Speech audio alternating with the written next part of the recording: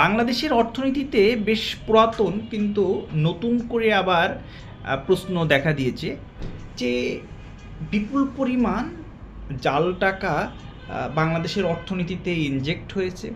এটা একটা বেসরকারি টেলিভিশনের রিপোর্ট।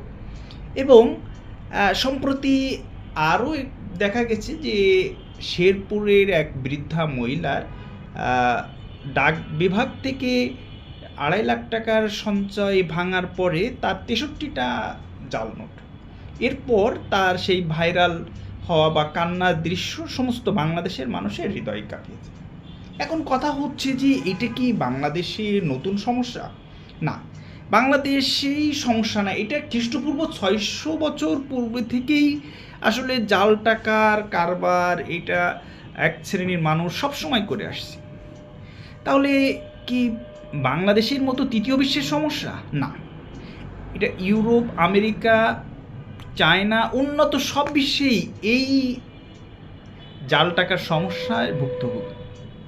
এখন র্যাঙ্কিং যদি করি, যদি ইন্টারন্যাশনাল র্যাঙ্কিং যদি বলি, তাহলে সর্বপ্রথম যে নামটা আসে সেটা হচ্ছে ইউরো, তারপর পাউন্ড, মেক্সিকোর হচ্ছে মুদ্রা, এবং চাইনিজ মুদ্রা, আমেরিকান মুদ্রা, সব কিছু র্যাঙ্কিংয়ের এই 4-5টাই হচ্ছে টপ র্যাঙ্কিংয়ে, যেখানে প্রচুর পরিমাণ জাল। তবে অস্ট্রেলিয়া কিংবা নিউজিল্যান্ড বা অন্যান্য দেশও, উন্নত দেশও জাল টাকার মুখোমুখি। তারা নানা কায়দায়, নানা ব্যবস্থাপনায় এটি কমিয়ে ফেলছে। এখন বাংলাদেশের অর্থনীতিতে এই ক্যান্সার ঢুকে পড়ার পর যেটি হচ্ছে সেটা হচ্ছে বিভিন্ন মাধ্যম দিয়ে বলছে যে প্রায় 2 লাখ কোটি টাকা, যা আমাদের অর্থনীতিতে ক্যান্সার অর্থাৎ মূল্যস্ফীতিকে উস্কে দিচ্ছে।